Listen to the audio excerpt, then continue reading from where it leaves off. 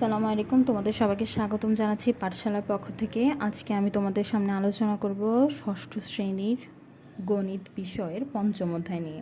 তো ইতিমধ্যে আমি তোমাদের সামনে অনুশীলনীর এমসিকিউ নিয়ে আলোচনা করে ফেলেছি। এখন আজকে আমি তোমাদের সামনে আলোচনা করব নিজের সমীকরণের সমাধান করো 12 থেকে 23 পর্যন্ত। আমরা 23 পর্যন্ত করব না, 4টায় আলোচনা করব, সেটা আমি ভালো করে তোমাদের সামনে উপস্থাপন করব এবং বুঝিয়ে দেওয়ার চেষ্টা করব। তো চলো শুরু করি। প্রথম কোশ্চেনটা কি? প্রথম কোশ্চেনটা রয়েছে এখানে 12 নম্বর, x+4 = 13। তাহলে আমরা এই সমীকরণটাকে সমাধান করব। তো চলো সমীকরণটা সমাধান করতে হলে আমি তোমাদের জন্য সুন্দর করে সমাধানটা তুলে রেখেছি, সেটাই করব আজকে। তো দেখো তোমরা এখানে কোশ্চেন প্রথমেই রয়েছে 12 নম্বর কোশ্চেনটা, যেটা কোশ্চেনের রয়েছে x+4 = 13। তো x+4 = 13 রয়েছে, যেহেতু আমরা আগেই দেখব সমাধান করতে প্রথমে আমরা কোশ্চেনটাকে উঠাবো, তারপরে আমরা জানি যে চলকের মান বের করতে হবে। চলকের মান বের করতে হলে চলকটাকে অবশ্যই সমানের এ পাশে রাখতে হবে। রাখার পর আমরা জানি যে সমানের যে পাশে যে চিহ্নটা থাকে, অপোজিট পাশে গেলে সেটা চিহ্নটা পরিবর্তন হয়।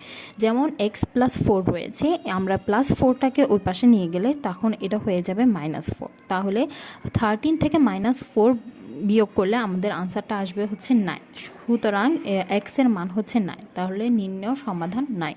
আমরা খুব সহজে এটাকে বুঝিয়ে দিতে পেরেছি যে 12 নম্বরের আনসারটা হবে 9। তোমরা চাইলে প্যাটার্নটা এভাবেই লিখতে পারো, এভাবেই সোজা হয়।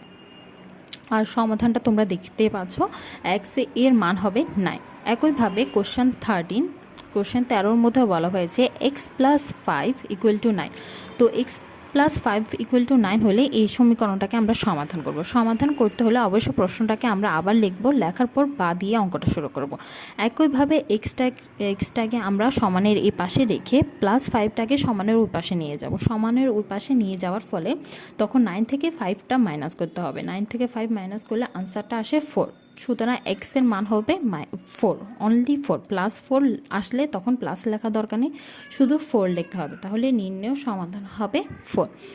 তো চলো 14 নম্বর কোশ্চেনটা আমরা যাই। 14 নম্বর কোশ্চেনে কি বলা হয়েছে? 14 নম্বর কোশ্চেনে দেখো, চলক অনেক কিছু হতে পারে, x, y, z, আরও অনেক কিছু, w, x, আরও যত রকমের সংখ্যা আছে, এ থেকে z পর্যন্ত যত অ্যালফাবেট আছে সবগুলো দিয়ে কিন্তু চলক লেখা সম্ভব। কিন্তু বেসিক্যালি আমরা ম্যাথের ক্ষেত্রে দেখি যে 3 রকমের চলকটা বেশি ব্যবহার করা হয়, সেটা হচ্ছে x, y, z। তো এই অঙ্কগুলোর ক্ষেত্রে x, y, z যেটাই থাকুক না কেন, চলক সবসময় চলকই থাকবে, তখন এটার মানে আমাদেরকে সবসময় বের করতে হবে। তো 14 নম্বর কোশ্চেনটা হচ্ছে y+1 = 10। এটাকে আমরা কি করব? সমাধান করব। তো সমীকরণটাকে সমাধান করতে হলে আমাদেরকে জানি যে সবসময় সমীকরণের y এর মানটা আমাদেরকে বের করতে হয়। তো চলো একইভাবে আমরা y এর মানটা বের করব। সমাধান করার ক্ষেত্রে প্রথমে প্রশ্নটাকে লিখব, লেখার পর আমরা জানি y যখন বের করতে হবে সেটাকে সমানের ডান পাশে রাখতে হবে। সমানের এই পাশে রেখে ওয়াইটাকে রেখে +1টাকে আমরা যখন অপোজিট পাশে নিয়ে যাব, তখন এটাকে -1 হয়ে যাবে। -1 হয়ে গেলে 10 থেকে -1 বিয়োগ করলে আমরা 9 পাই। সুতরাং y এর মান হবে 9। তো নির্ণয় সমাধান হবে 9। তো আমরা 14 পর্যন্ত করে নিয়েছি এবং পরবর্তীতে আমরা 15 নাম্বারটাও দেখে নিই। 15 নাম্বারটা এখানে ম্যাথটাতে কী করা হয়েছে। তো ম্যাথের মধ্যে সমীকরণ দেওয়া আছে y-5 = 11। এটাকে আমরা সমাধান করব। তোমরা দেখতে পাচ্ছ 1, 12, 13, 14 একই প্যাটার্নে রয়েছে এবং 15টাও সেম একই প্যাটার্নে রয়েছে। তো সমাধান করতে প্রথমে আমরা কোশ্চেনটাই লিখব, একইভাবে লেখার পর বা দিয়ে যে চলকের মান বের করব সেটা সমানের এই পাশেই রাখবো। পরবর্তীতে -5টাকে ওই পাশে নিয়ে রেখে, তোমরা দেখতে পাচ্ছ এখানে অনেক ক্ষেত্রে, সব ক্ষেত্রে প্লাস থাকার কারণে এটা ওই পাশে যাওয়ার ফলে মাইনাস হয়ে গেছে, কিন্তু এখানের মধ্যে -5 থাকার কারণে এটা ওই পাশে গিয়ে সমানের ডান পাশে গিয়ে +5 হয়ে গেছে। তাহলে y এর মান 16। সুতরাং y এর মান হবে 16, নির্ণয় সমাধান 16, অর্থাৎ 16 পেয়েছি আমরা। একইভাবে আমরা 16 নম্বর কোশ্চেনটাকে করব। তোমাদেরকে আমি বলেছিলাম চলক অনেক ধরনের হতে পারে, যেমন x, তারপর y, এখন দেখতে পাচ্ছ z। EZ plus 3 equal to 15। এটাও হচ্ছে এক ধরনের সমীকরণ, যে সমীকরণটাকে আমরা সমাধান করব। সমাধান করতে হলে প্রথমে আমাদেরকে কী করতে হবে, কোশ্চেনটা লিখতেই হবে, সেটা বাধ্যতামূলক। কোশ্চেন না লিখলে তোমরা অঙ্কগুলো করতে পারবে না। তো কোশ্চেন লেখার পর আমরা জেডটাকে যেহেতু মান বের করবো, জেডটাকে সমানের এ পাশে রেখে প্লাস 3টাকে সমানের ওই পাশে নিয়ে যাওয়ার ফলে এটার মান চিহ্ন পরিবর্তন হয়েছে, সেটা মাইনাস হয়ে গেছে। তো 15 থেকে 3 মাইনাস করলে 12 আসে, 12 আসে। এবং সুতরাং তোমরা দেখতে পাচ্ছ যে এটার মান হয়েছে 12। নির্ণয় সমাধান 12 বা 12 এসেছে।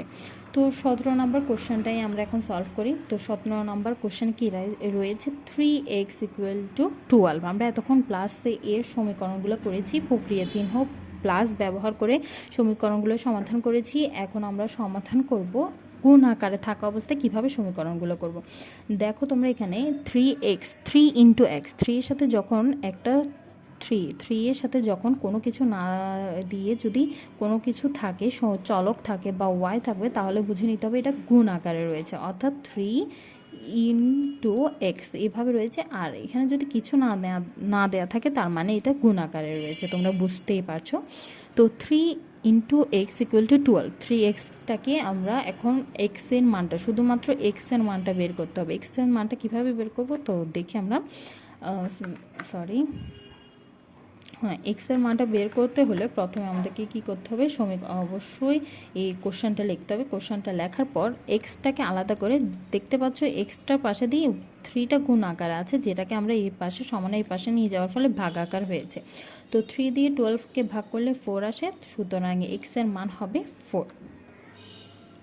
তো এটাই হচ্ছে 17 নম্বর আনসার। তো আজকের জন্য এইটুকুই। আজকের পর্বে আমরা 12 থেকে 17 পর্যন্ত কোশ্চেনগুলো করেছি। তো তোমরা দেখেছই, এবং অঙ্কগুলো বাসা করার চেষ্টা করবে, তাহলে তোমরা আরও ভালো করে পারবে।